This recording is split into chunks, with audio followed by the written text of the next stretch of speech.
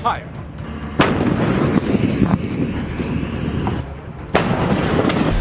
बड़ा सवाल है, क्या चीन की सेना जंग में हिस्सा लेने वाली है? क्या पीएलए यूक्रेन के खिलाफ युद्ध लड़ने वाली है? क्या अब रूस और चीन की सेना मिलकर जंग लड़ेंगी? अमेरिका के सीक्रेट दस्तावेजों के मुताबिक यूक्रेन में रूस कैसे हमला करेगा, कब करेगा, कितनी ताकत से करेगा, ये सब कुछ चीन को पता था।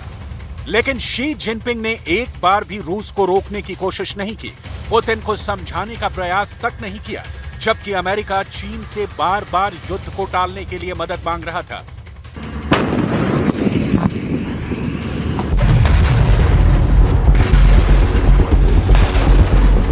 युद्ध शुरू होने से काफी पहले से अमेरिका चीन से यूक्रेन को लेकर बात कर रहा था।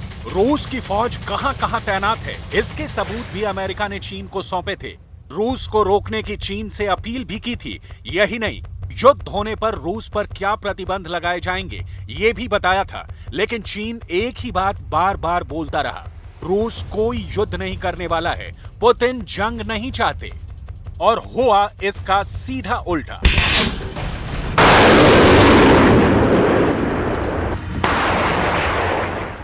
इतना ही नहीं, जंग शुरू होने से कुछ दिन पहले 8 फरवरी को पुतिन और जिनपिंग में कई सीक्रेट समझौते हुए।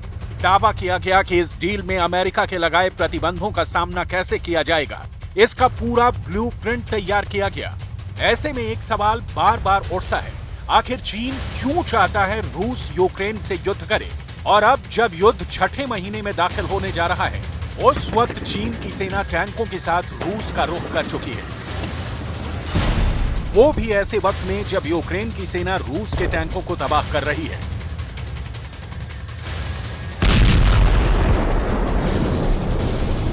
रूस के सैनिकों पर यूक्रेन लगातार ड्रोन स्ट्राइक कर रहा है।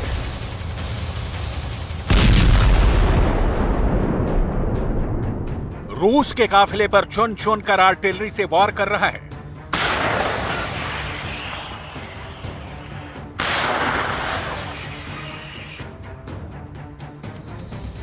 गाइडेड मिसाइल से लगातार आक्रमण कर रहा है। यूक्रेन बॉम्बर ड्रोन से रूस के टैंक तबाह कर रहा है।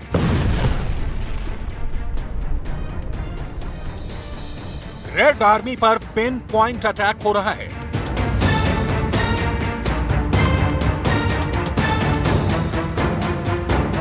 रूस की आर्टिलरी यूनिट पर यूक्रेन बारूद बरसा रहा है।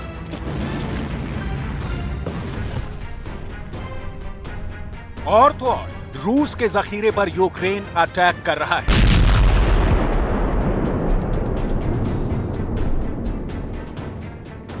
अमेरिका का दावा है कि यूक्रेन में जंग लड़ने आई रूस की आधी सेना खत्म हो चुकी है। ऐसे में बड़ा सवाल है कि क्या अब चीन की सेना यूक्रेन जंग में रूस का साथ देने वाली है या फिर किसी और मकसद से रूस की जमीन पर उतरी है? जवाब है, रूस में बहुत बड़ा युद्धाभ्यास। रूस में मल्टीनेशनल मिलिट्री एक्सरसाइज होने जा रही है। इसी में हिस्सा लेने के लिए चीन की पीपल्स लिबरेशन आर्मी रूस पहुंची है। यह युद्धाभ्यास 13 से 27 अगस्त तक चलने वाला है, जिसमें 37 देशों की सेना शामिल होगी। रूस इस युद्धाभ्यास को 2015 से करता आ रहा है, लेकिन ऐसा पहली बार हो रहा है जब इस युद्धाभ्यास को ऐसे वक्त में किया जाना है जब रूस यूक्रेन से जंग लड़ रहा है। जंग के बीच पहली बार रूस इंटरनेशनल आर्मी एक्सरसाइज को अंजाम देने वाला है। इससे पहले भी चीन की सेना युद्धाभ्यास करने रूस पहुंच चुकी है। रूस में अपने टैंकों का प्रदर्शन किया है, लेकिन दुनिया इस बात से डरी हुई है कि कहीं ऐसा ना हो कि इस बार इस युद्धाभ्यास के बहाने रूस आए चीन के टैंक वापस न जाकर यूक्रेन में गोले बरसाने लगे। पूरी दुनिया में पुतिन के बहुत ही खतरनाक युद्धाभ्यास का जिक्र चल रहा है। अमेरिकी मीडिया रूस के इस युद्धाभ्यास की खबर छाप रहा है। जापान में रूस के इस युद्धाभ्यास की बात हो रही है। अरब देशों की मीडिया में रूस की वॉर एक्सरसाइज चर्चा में है और यूरोप से लेकर चीन तक पुतिन की इसी युद्ध वाली तैयारी पर खबरें छप रही हैं। वैसे खबर यह है कि पुतिन की फौज 29 अगस्त से 5 सितंबर तक पूर्वी रूस में एक युद्धाभ्यास करने जा रही है। वॉस्टोक 2022 नाम की ये वॉर एक्सरसाइज साइबेरिया में ईस्टर्न मिलिट्री डिस्ट्रिक्ट में होगी। वो इलाका चीन के बॉर्डर के बहुत करीब है। इस बार युद्धाभ्यास में रूस के अलावा कई और देश भी शामिल होंगे, लेकिन वो कौन है इसका जिक्र अभी नहीं किया गया है। इस रिपोर्ट को समझाने के लिए अब आपको ले चलते हैं साइबेरिया के उस मैदान में जहां ये वॉर एक्सरसाइज होने वाली है। लेकिन उससे पहले इस युद्धाभ्यास को लेकर दुनिया खतरा क्यों महसूस कर रही है, उसकी एक बहुत मोटी वजह समझ लीजिए। क्योंकि ये बात समझ में आ जाएगी तो आपको रूस के दुश्मनों में पुतिन के खौफ का मतलब भी बहुत अच्छी तरह समझ में आ जाएगा।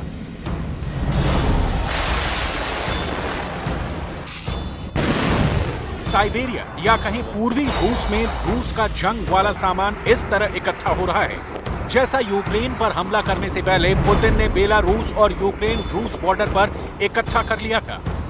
तब उस युद्धाभ्यास का नाम था ज़पाड 2021।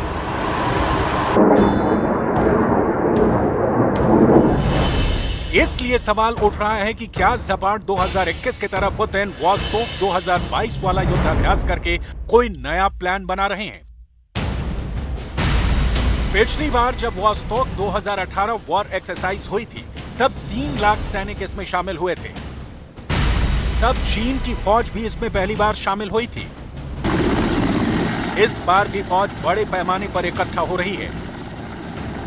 साइबेरिया के मैदानों में रूस का भारी भरकम असलहा दुश्मनों को रौंदने वाली रणनीति के साथ उतरेगा। इस इलाके में जंग से ज्यादा जंग की टाइमिंग मायने रखती है,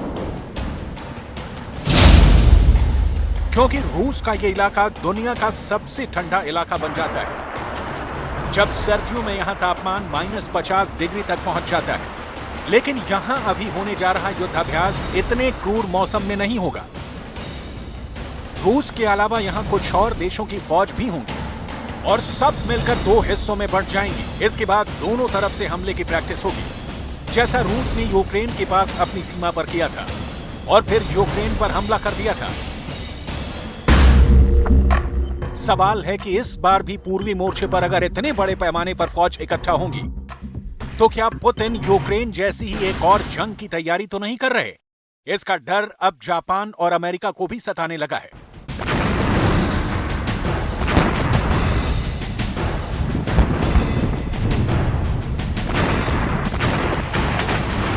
यूक्रेन में चल रहे युद्ध में अमेरिका पहले ही लाचार साबित हुआ है और उसके पास इस वक्त ज़ेलेंस्की की मदद करने के अलावा यूक्रेन में डायरेक्ट दखल देने की हिम्मत तक नहीं है। रूस अब अमेरिका की इसी लाचारी का फायदा उठाना चाहता है और अपने पूर्वी मोर्चे पर फौज इकट्ठा करके वो अमेरिका को भी बताना चाहता है कि रूस जब चाहे जहां चाहे अमेरिका की फौज को निष्क्रिय साबित करने में पीछे नहीं हटेगा। सवाल यह भी है कि साइबेरिया के मैदान में रूस फिर से हजारों की तादाद में फौज इकट्ठा कैसे करेगा जब उसके हजारों सैनिकों की मौत यूक्रेन में हो चुकी होगी। और पश्चिम मीडिया में बार बार ऐसी रिपोर्ट्स आ रही हैं कि रूस किराए के सैनिक तलाश रहा है। वॉस्टोक 2022 का युद्धाभ्यास 2018 वाले वर्जन जितना बड़ा नहीं होगा, जब रूस ने एक जगह पर 3 लाख सैनिक जमा किए थे। लेकिन अगर इसके आधे सैनिकों के साथ भी रूस ने वॉर एक्सरसाइज की तो इसके मायने हैं कि रूस के पास फौज की कमी नहीं है या फिर यूक्रेन युद्ध को लेकर उस पर ज्यादा दबाव नहीं है।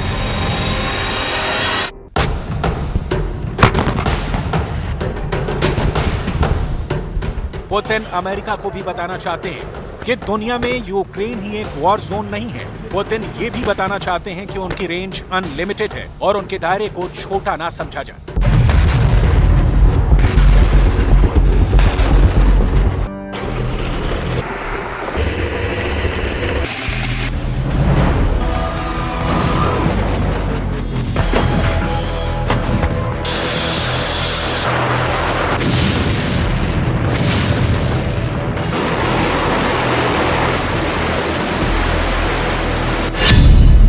सबसे बड़ा युद्ध होने वाला है।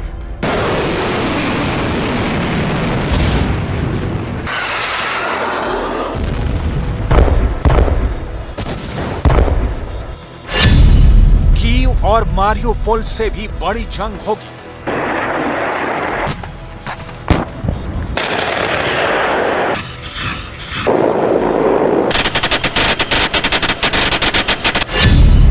Battle of Kherson.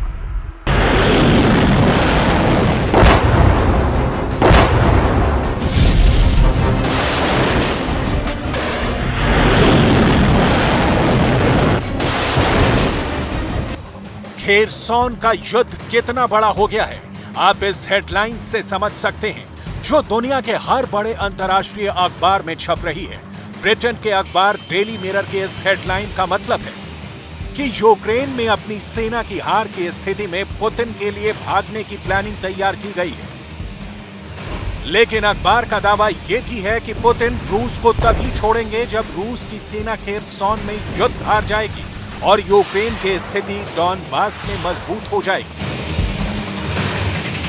सवाल यह है कि क्या ज़ेलेंस्की का कोई नया प्रोपेगेंडा है जो पुतिन को बदनाम करने के लिए है, या फिर वाकई पुतिन ने अपने रेस्क्यू का भी पूरा प्लान बना रखा है।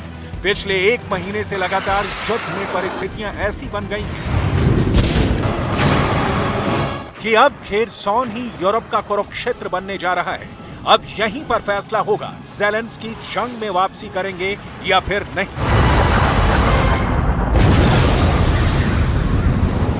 खेरसॉन पर कब्जा बरकरार रखना रूस के लिए इतना जरूरी है कि एक ब्रिटिश कर्नल ने यह खुलासा किया है कि रूस की पकड़ अगर खेरसॉन से ढीली पड़ी तो रूस छोटे परमाणु हमलों का भी उपयोग कर सकता है। एक तरफ रूसी फौजें बेचैन होकर खेरसॉन पर हमले कर रही हैं और दूसरी तरफ यूक्रेन ने रूस को बहुत बड़ा झटका दे दिया है। यह झटका इतना बड़ा है कि रूस के राष्ट्रपति भवन क्रेमलिन तक में हलचल मची हुई है।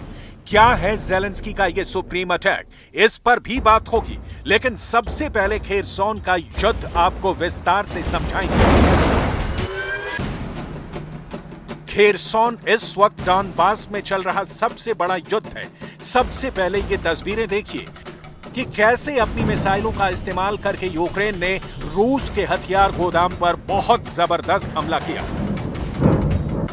हमले के बाद जबरदस्त धमाके की तस्वीरें कैमरे में कैद हुई हैं। यूक्रेन ने यह हमला खेरसॉन के पास मौजूद रूस के हथियार डिपो पर किया। रूस ने अपने मिसाइल लॉन्चर्स का इस्तेमाल करके खेरसॉन के आसपास के इलाकों में तबाही मचा डाली और 8 जबरदस्त गोले खेरसॉन में यूक्रेन के अड्डों पर चला।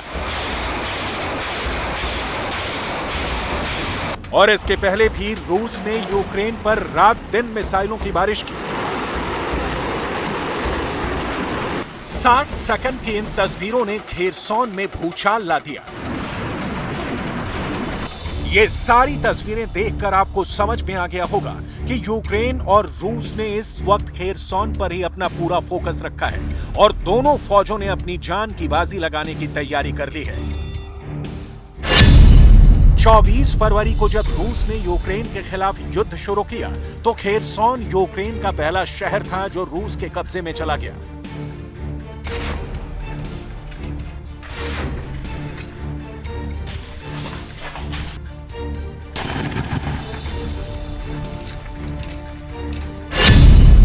अगर आप इस मैप को देखेंगे तो आपको यह बात समझ में आ जाएगी कि आखिर खेरसॉन में रूस को एडवांटेज क्या है। दरअसल खेरसॉन शहर क्राइमिया के पास है और पूरे क्राइमिया पर साल 2014 में ही रूस ने कब्जा कर लिया था। क्राइमिया से कादिरव के लड़ाकों ने और रूसी सेना ने खेरसॉन पर जबरदस्त दबाव बनाया और युद्ध के 1 हफ्ते के अंदर ही खेरसॉन पर पुतिन के फौलादी पंजे की पकड़ बन गई। 24 फरवरी की शाम को ही रूस की सेनाएं खेरसॉन के अंदर दाखिल हो गई थी। खेरसॉन पर कब्जे के बाद रूस को 3 रणनीतिक लाभ मिले। पहला, माइकोलाइव पर हमला करने का रास्ता खुल गया। दूसरा, सामरिक दृष्टि से बेहद महत्वपूर्ण नाइपर नदी पर रूस का कब्जा हो गया। तीसरा ये कि खेरसॉन में मौजूद 1.5 किलोमीटर लंबे एंटोनोवस्की ब्रिज पर भी रूसी सेनाओं का कब्जा हो गया। अब एंटोनोवस्की ब्रिज पर रूस का कब्जा इसलिए महत्वपूर्ण था क्योंकि क्राइमिया पर पहले से ही रूसी कब्जा है और यहीं से रूस के सैनिकों को डॉनबास में रसद भेजी जाती है और डॉनबास के बाकी इलाकों में रसद पहुंचाने के लिए एंटोनोवस्की ब्रिज बेहद महत्वपूर्ण है। 25 फरवरी को रूस की फौजों ने खेरसान के एंटोनोवस्की ब्रिज पर कब्जा किया था और 1 मार्च की सुबह दोबारा यूक्रेन की सेनाओं ने इसी ब्रिज पर कब्जा करने के लिए बहुत जबरदस्त जंग लड़ी। ज़ेलेंस्की के लड़ाकों ने अपनी जान की बाजी लगा दी। टैंक, गोलों, मिसाइलों की झड़ी लग गई।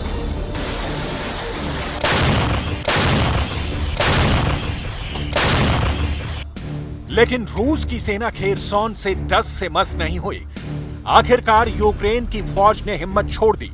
इसके बाद 23 मार्च को यूक्रेन की सेना ने एक बार फिर खेरसौन पर पलटवार किया, लेकिन कोई फायदा नहीं हुआ।